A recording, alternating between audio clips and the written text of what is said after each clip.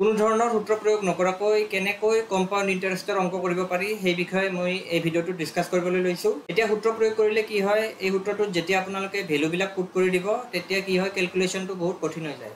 এই ফৰ্মুলাটো মনত ৰখা ইজি, কিন্তু যেতিয়া ভেলুবিলাক পুট কৰা যায় তেতিয়া কুৱেশ্যনটো বহুত টান হৈ যায়, কাৰণ কেলকুলেশ্যনটো বহুত দীঘল হৈ যায়। এতিয়া শ্বৰ্ট ফৰ্মত আমি কেনেকৈ কৰিব পাৰোঁ কম্পাউণ্ড ইণ্টাৰেষ্টৰ অংক। প্ৰথম প্ৰশ্নটো চাই লওঁ। প্ৰথম প্ৰশ্নটো হৈছে 2000 টকা বছৰি 10% চক্ৰবৃদ্ধি সূতত 2 বছৰৰ বাবে বিনিয়োগ কৰা হয়, 2 বছৰৰ পিছত কিমান সুদ পাব? 2000 টকা চক্ৰবৃদ্ধি সূতত 2 বছৰৰ কাৰণে বিনিয়োগ কৰিছে, ইয়াতে 2 বছৰৰ পিছত কিমান সুদ পাব, আৰু সুতৰ হাৰ দিয়া আছে 10%। আপোনালোকে যদি ভিডিঅ'টো চাই ভাল পায় তেন্তে ভিডিঅ'টো লাইক আৰু শ্বেয়াৰ কৰি দিব। এতিয়া মই কেনেকৈ কৰিব লাগে শ্বৰ্ট ফৰ্মত মই সেই বিষয়ে ইয়াতে দেখাই আছোঁ, আপোনালোকে ভালকৈ মনোযোগ দিব। ইয়াতে দিয়া আছে সুতৰ হাৰ 10%। 10% মানে কি, আমি যদি পাৰ্চেণ্ট উঠাই দিওঁ তেতিয়া কি হয়, তলত এটা 100 আহি যায়। ইয়াতে 0 কাটিলে কি হ'ব, 1/10, অৰ্থাৎ এইটো অনুপাত হৈ গ'ল। পাৰ্চেণ্টেজক আমি কিহত লৈ গ'লো, অনুপাতত লৈ গ'লো। 10% মানে হৈছে 100 টকাত সুদ 10 টকা। 10% মানে 100 টকাত সুদ 10 টকা, এইটো অনুপাত হৈ গ'ল 1/10। গতিকে 10 টকাত সুদ কিমান হ'ব, 1 টকা। 100 টকাত সুদ 10 টকা, গতিকে 10 টকাত সুদ 1 টকা। এইখিনি বুজি পাইছে? গতিকে মূলধন বা প্ৰিন্সিপাল কিমান হয়, 10 টকা। সুদ কিমান হ'ল, 1 টকা। যদি 10 টকা কোনোবাক দিলে আপুনি 1 টকা সুদ দিয়ে, তেতিয়া আপোনাক ঘূৰাই কিমান দিব, তেওঁ সুতে মূলে কিমান দিব, 11 টকা। এইটো হৈছে সবৃদ্ধি মূল বা সুত মূল বা এমাউণ্ট। গতিকে 10 টকা কিমান হৈ গ'ল, 11 টকা হৈ গ'ল। ইয়াতে কেই বছৰৰ কাৰণে দিছে, 2 বছৰ, গতিকে আমি দুবাৰ লিখিম, এইটো নিয়ম। ইয়াতে যেই বছৰৰ কাৰণে দিয়া থাকে সেইবাৰ লিখিব লাগিব। তাৰ পিছৰ ষ্টেপত আমি কি কৰিম, ইয়াক পূৰণ কৰি দিম এনেকৈ। 10 আৰু 10 পূৰণ কৰিলে কিমান হ'ব, 100, আৰু 11 আৰু 11 পূৰণ কৰি দিলে কিমান হ'ব, 121। গতিকে 100 টকা 2 বছৰত কিমান হৈ যাব, 121 টকা হৈ যাব। 100 টকা যদি 121 টকা হৈ যায় তেন্তে সুদ কিমান পালোঁ, 21 টকা। 121ৰ পৰা 100 বিয়োগ কৰিলে 21 টকা। এইখিনিলৈকে যদি বুজি পাইছে তেন্তে নেক্সট ষ্টেপটো আমি কৰোঁ। নেক্সট ষ্টেপত কি, এইটো মেইন হয়, এই কনচেপ্টটো যদি ক্লিয়াৰ হয় তেন্তে আপোনালোকে এই অংক অতি সহজে কৰিব পাৰিব। ইয়াতে চাব, যাৰ মান দিয়া থাকে এইটো তলত লিখিব। ইয়াতে 100 ইউনিট কিমান হৈ গ'ল, 121 ইউনিট হৈ গ'ল, এনেকৈ ভাবিব। আৰু সুদ কিমান পালোঁ, 21 ইউনিট। ইয়াতে কিমান আছে, মূলধন দিয়া আছে 2000 টকা, অৰ্থাৎ দিয়া আছে মূলধন প্ৰিন্সিপাল। গতিকে ইয়াতে আমাৰ কিমান, প্ৰিন্সিপাল কিমান, 100 টকা। গতিকে এইটো ক'ত লিখিব লাগিব, তলত লিখিব লাগিব। যিটো দিয়া থাকে, যাৰ মান দিয়া থাকে সেইটো তলত লিখিব। ইয়াতে কুৱেশ্যন কিমান দিয়া আছে, প্ৰিন্সিপাল বা মূলধন কিমান দিয়া আছে, 2000 টকা। এনেকৈ লিখিলোঁ। এতিয়া কাৰ মান ওলাব লাগে, ইয়াতে সুদ ওলাব লাগে। ইয়াতে সুদ ওলাব লাগে, গতিকে সুদ কিমান হৈছে আমাৰ 21 ইউনিট। ইয়াতে সুদ পূৰণ দিব। এইখিনি যদি বুজি পাইছে তেন্তে হৈ গ'ল, এনচাৰ ওলাই যাব। ইয়াতে কটাকটি কৰিলে কিমান হ'ব, 0 কাটি গ'ল।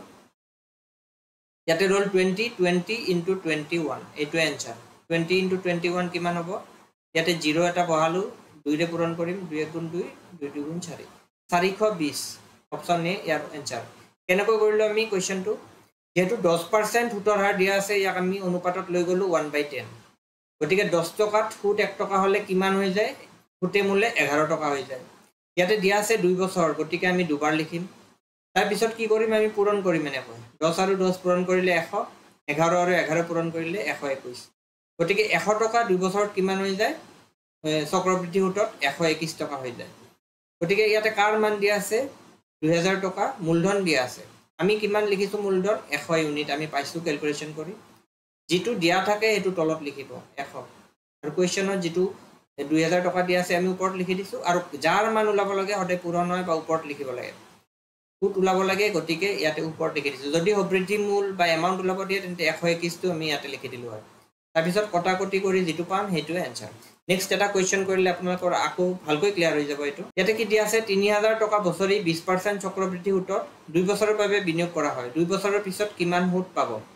আপোনালোকে জানিব, চিম্পল ইণ্টাৰেষ্টৰ যিবিলাক অংক আছে সেইবিলাক বেলেগ হয়, ইয়াৰ লগত চিম্পল ইণ্টাৰেষ্টৰ অংক নিমিলাব। এইটো কম্পাউণ্ড ইণ্টাৰেষ্টৰ অংক হয়, এইটো নিয়ম, বা চক্ৰবৃদ্ধি সূতৰ অংক এনেকৈ কৰিব লাগে।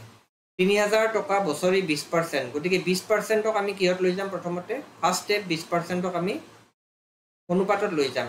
20/100 হ'ব, কটাকটি গ'লে কিমান হ'ব, 0 কটাকটি যাব, 2ৰে 10ক 5, 1/5। গতিকে 5 টকাত সুদ 1 টকা, গতিকে 5 টকা কিমান হৈ যায়, 6 টকা হৈ যায়। কেইবছৰ দিয়া আছে, ইয়াতে 2 বছৰ দিয়া আছে।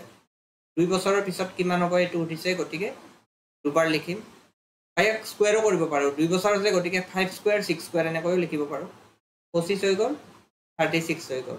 গতিকে সুদ কিমান পালোঁ আমি, 25 টকা 37 টকা হৈ গ'ল, গতিকে সুদ কিমান পালোঁ আমি, 11 টকা। ইয়াৰ পৰা ইয়াত এইটো মাইনাছ হ'ব, এইটো সুদ মূল হয় আৰু এইটো হয় অকল মূলধন। গতিকে 25 টকা 36 হৈ গ'ল, 25 36 হ'লে সুদ কিমান হয়, 11।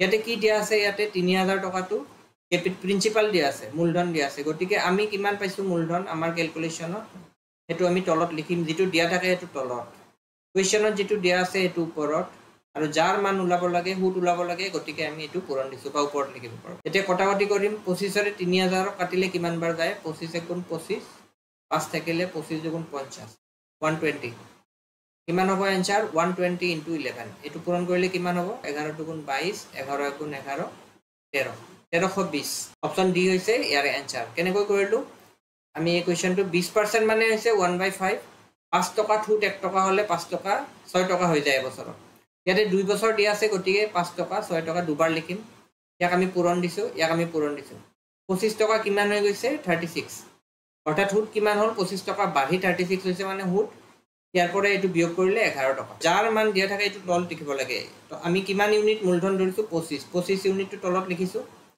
কোৱেশ্চনত যেটো দিয়া আছে মূলধন এটো ওপৰত লিখিছো ইনটু যাৰ মান উলাব লাগে হুট উলাব লাগে গতিকে আমি কিমান হুট পাইছো 11 ইউনিট গতিকে 11 ৰে পূৰণ দিছো ইয়াতে 25 এটো কটাকটি কৰি 120 আৰু 11 পূৰণ কৰিলে 1320 পালো নেক্সট কোৱেশ্চনটা চাই লও আমি এটো কি দিয়া আছে 25000 টকা ইয়াতে 3 বছৰ দিয়া আছে এতিয়া 3 বছৰ 2 বছৰৰ অংক আমি কৰিলো 3 বছৰ হলে কেনেকৈ কৰিব লাগিব 25000 টকাৰ 3 বছৰৰ বাবে 10% হাৰত চক্ৰবৃদ্ধি হুট কিমান একে ধৰণে কৰিব 10% ক আমি কিহত লৈ যাম ৰেশিওৰ অনুপাতত লৈ যাম বা ৰেশিও কৰিম 1/10 অৰ্থাৎ 10 টকা কিমান হুট হয় 10 টকা হুট 1 টকা 100 টকা হুট 10 টকা হলে 10 টকাত 1 টকা হুট 10 টকাত হুট 1 টকা গতিকে কিমান হ'ব 10 টকা কোনোবাই নি যদি 1 টকা হুট দিয়ে মানে আমাক কিমান দিব 11 টকা কেই বছৰৰ কাৰণে দিছে তাতে 3 বছৰ গতিকে আমি কেইবাৰ লিখিম 3 বাৰ বা আমি কিউব কৰি দিম 10 কিউব 11 কিউব পূৰণ কৰিলে কিমান হ'ব 1000 হ'ব ইয়াতে 11 কিউব মানে কিমান 11 তিনিটা পূৰণ কৰিলে 1331 হয় অৰ্থাৎ কিমান হুট হ'ব ইয়াতে 331 1000 টকা লৈ যদি 1331 টকা ঘূৰাই দিয়ে তেন্তে হুট কিমান দিছে 331 এতিয়া কোৱেশ্চনত কি দিয়া আছে 25000 টকা এটো মূলধন দিয়া আছে 10 টকাটো মূলধন হয় কাৰণ 10 টকাটো বাঢ়ি 11 টকা হৈছে এটো সবৃদ্ধি মূল বা হুট মূল গতিকে এটো মূলধন যেটো দিয়া থাকে এটো আমি তলত লিখিম 1000 দিয়া আছে এতে 25000 মূলধন দিয়া আছে এই কাৰণে আমি যিমান পাইছো আমাৰ ক্যালকুলেশনত এটো তলত লিখিছো ওপৰত কি লিখিম 25000 কোৱেশ্চনত দিয়া আছে মূলধনটো এটা কি উলাব লাগে হুট কিমান পাইছো আমি 331 ইউনিট এটো आंसर 000 কাটি দিও 25 into 331 25 into 331 কিমান হ'ব 25 গুণ 25 2 25 3 গুণ 75 77 25 3 গুণ 75 আৰু 82 8275 অপচন এ হৈছে ইয়াৰ आंसर নেক্সট আৰু এটা কোৱেশ্চন আমি চাও ইয়াতে কি দিয়া আছে 20% চক্ৰবৃদ্ধি হুটৰ হাৰত 5000 টকাৰ এটা মূলধন 3 বছৰত কিমান হ'ব ইয়াতে কি উলাব দিছে ইয়াতে হুট উলাব দিয়া নাই 20% চক্ৰবৃদ্ধি হুটৰ হাৰত 5000 টকা এটো মূলধন 3 বছৰত কিমান হ'ব 3 বছৰত কিমান হ'ব মানে হুটে মূলে গৈ কিমান হ'ব সবৃদ্ধি মূল উলাব দিছে গতিকে কি হ'ব ইয়াতে 20% দিয়া আছে হুটৰ হাৰ আমি ইয়াক ৰেশিওত লৈ যাম কিমান হ'ব 1/5 মই ডাইৰেক্ট লিখিছো 20% মানে 20/100 কটাকটি কৰিলে 1/5 গতিকে 5 টকা হুট কিমান 1 টকা গতিকে 5 টকা কিমান হৈ যাব 5 টকা 6 টকা হৈ যাব এবছৰত কিমান বছৰ দিয়া আছে 3 বছৰ 3 বাৰ লিখি দিব 2 বছৰ থাকিলে দুবাৰ লিখিম এ পূৰণ কৰিব ডাইৰেক্ট এই তিনিটা পূৰণ 5 5 গুণ 25 25 5 125 বা 5 কিউব ইকুৱেল টু 125 6 তিনিটা পূৰণ কৰিলে কিমান হয় এটো 6 কিউব মানে 216 এতিয়া 125 টকা 216 টকা হৈ গল ইয়াতে হুট উলাব নালাগে আমি ইয়াতে বিয়োগ কৰি কাৰণ হুট উলাব দিয়াই নাই ইয়াতে কোৱেশ্চনত দি আছে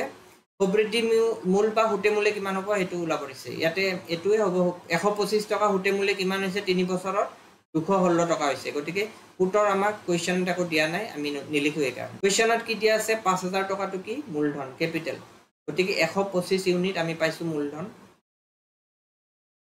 আৰু কোৱেশ্চনত মূলধন কিমান দিয়া আছে 5000 এটো ওপৰত লিখিম উলাব লাগে কি এইবাৰ সবৃদ্ধি মূল উলাব লাগে এই কাৰণে আমি হুট উলোৱা নাই ইয়াতে যেটো উলাব লাগে এটোৰে পূৰণ দিব লাগে বা ওপৰত লিখিব লাগে 216 টো ইয়াতে লিখি দিছো এটো आंसर কটাকটি কৰি দিব 25 ৰে কাটিলে 25 5 গুণ 125 25 দুগুণ 50 দুটা 0 5 ৰে যদি 2 কাটো কিমান 40 গতিকে 40 into 216 40 into 216 কিমান হ'ব 0 টো আহি যাব ইয়াতে 4 ৰে পূৰণ কৰিলে 4 গুণ 24 4 1 গুণ 4 6 4 2 গুণ 8640 ইয়াতে অপচন বি হৈছে ইয়াৰ এনসাৰ 8640 কেনেকৈ কৰিলো আমি ইয়াতে ওলাব দিছে মূল হুতে মূলে কিমান হ'ব প্ৰবৃদ্ধি মূল ওলাব দিছে এই কাৰণে আমি হুত ওলোৱা নাই 20% মানে হৈছে ৰেশিওত লৈ গলে 1/5 5 টকা হুত 1 টকা 20% মানে 100 টকা হুত 20 টকা গতিকে 5 টকাত 1 টকা হুত হলে কিমান হৈ যায় 5 টকাটো 6 টকা হৈ যায় 3 বছৰ দিয়া আছে এই কাৰণে 3 বাৰ লিখিছো আমি